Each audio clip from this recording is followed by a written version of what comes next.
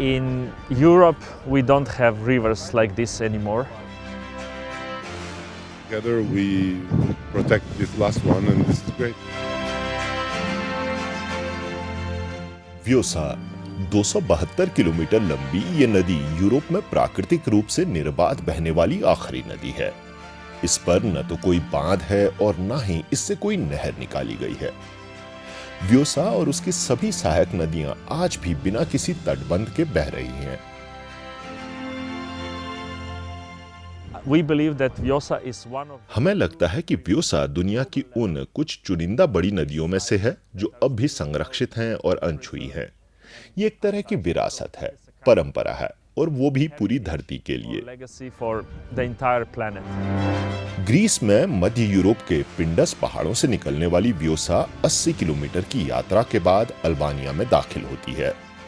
इस दौरान ये नदी अपने साथ अथाह रेत, गाद और पोषक तत्व लाती है।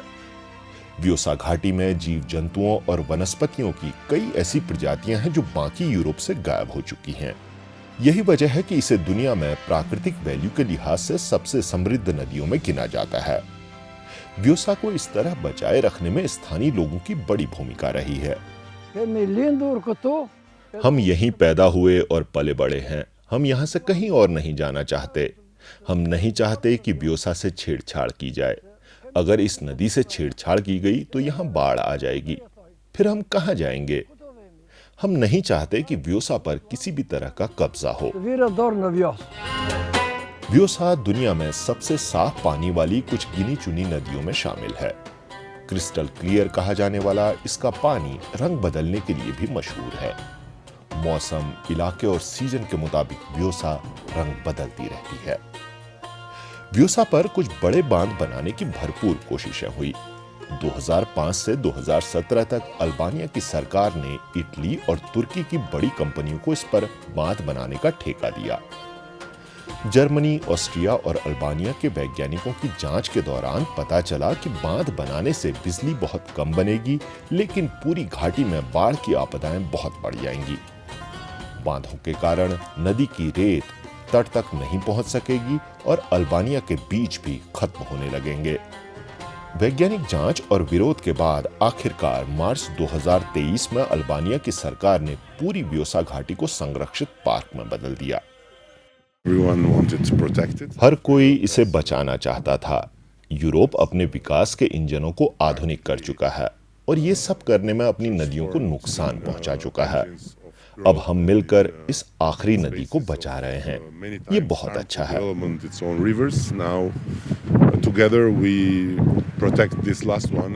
ये आने वाली पीढ़ियों के लिए है।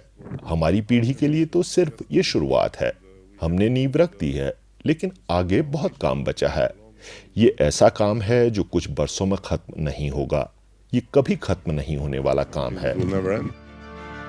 लगातार बढ़ती इंसानी आबादी की बिजली, पानी और सिंचाई की जरूरतें पूरी करने के लिए आज दुनिया भर में 57,000 से ज्यादा बड़े बांध बनाए जा चुके हैं।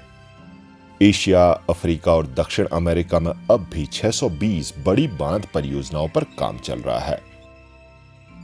डैम्स के अलावा यूरोप, अमेरिका और चीन में कई बड़ी नदियों को तटबंध बनाकर शिपिंग रूट्स में बदला गया, जिससे बाढ़ के दौरान पोषक तत्वों के फैलाव पर भी असर पड़ा।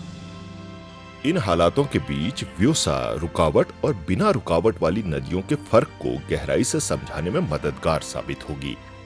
हजारों साल पहले जब ज्यादातर इंसानी सभ्यताएं नदियों के किनारे ही फल फूल रही थी, तब वे नदियां भी व्योसा की तरह आजाद बहा करती थीं।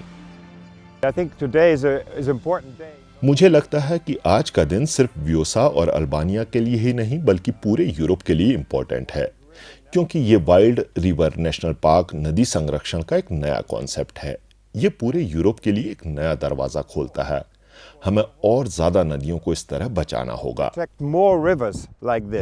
अगर मैं आपसे पूछूं कि भारत की आखिरी फ्री फ्लोइंग वाइल्ड रिवर कौन सी है, तो आप क्या जवाब देंगे?